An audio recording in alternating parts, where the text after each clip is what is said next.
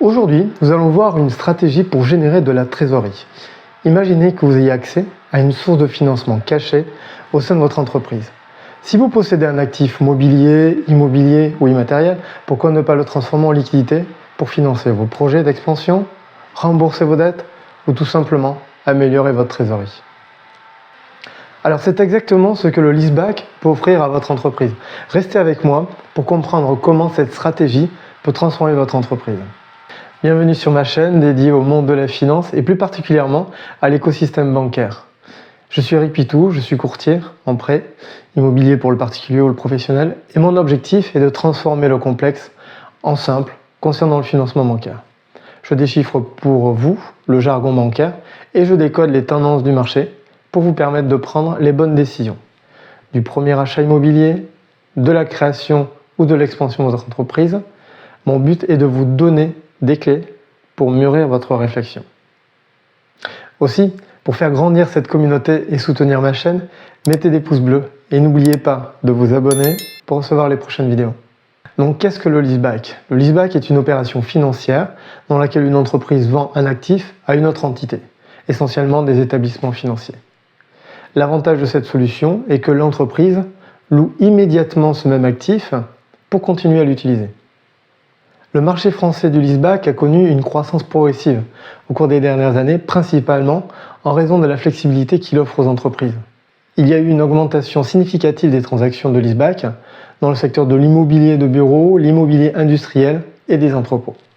Les transactions de leaseback les plus connues sont surtout de l'immobilier, comme par exemple Renault qui a cédé avec un leaseback 153 000 m² d'une usine de production pour un montant autour de 170 millions d'euros. Decathlon, 88 000 m² sur 3 sites de logistique. Quelle est la principale motivation pour les entreprises à opter pour le leaseback?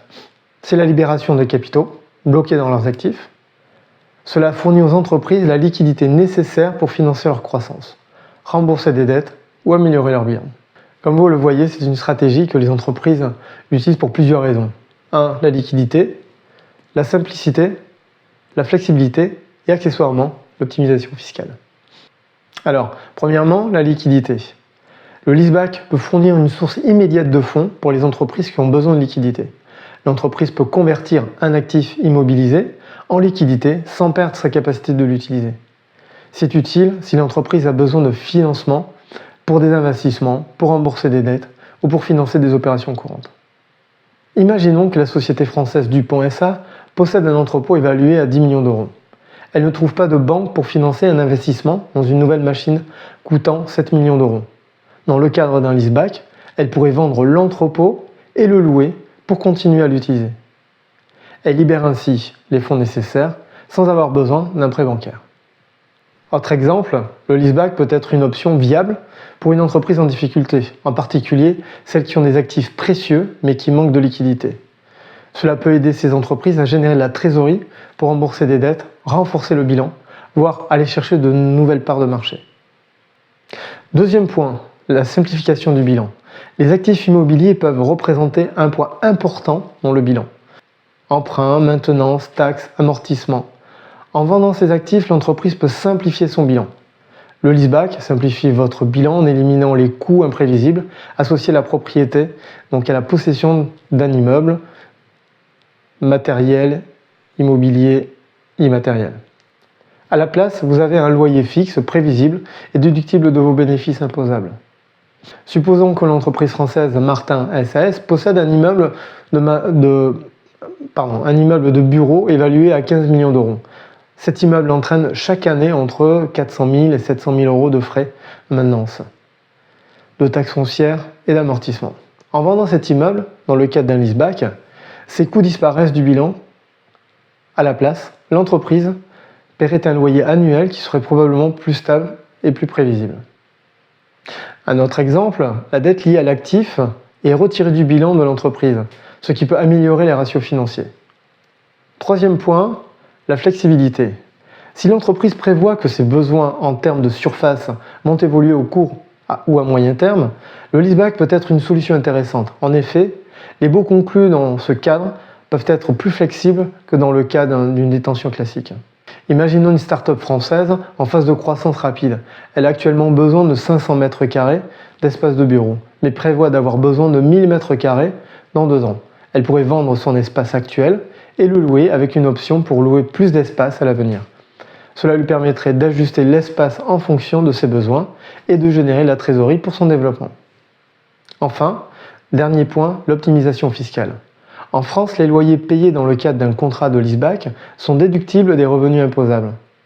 Cela crée un avantage fiscal significatif pour les entreprises car il leur permet de réduire leurs impôts sur les bénéfices. Alors, quid de l'évolution du leaseback en France? En supposant que les conditions économiques restent stables, le marché français du leaseback devrait continuer à croître. Les entreprises continueront probablement à utiliser le leaseback comme un outil de gestion de leurs actifs et pour optimiser leur structure de capital. Néanmoins, il convient de noter que le marché du leaseback est influencé par de nombreux facteurs, notamment les taux d'intérêt, les conditions de marché immobilier, la législation fiscale et les conditions économiques générales. De plus, il est important de souligner que les réglementations fiscales et comptables sont complexes et peuvent varier en fonction de nombreux facteurs. Aussi, il est important que vous, chef d'entreprise, consultiez un expert financier avant de prendre une décision. Cela vous permettra de faire un point sur votre stratégie globale et de vérifier le poids de vos actifs, aussi bien sur votre bilan que sur votre compte d'exploitation.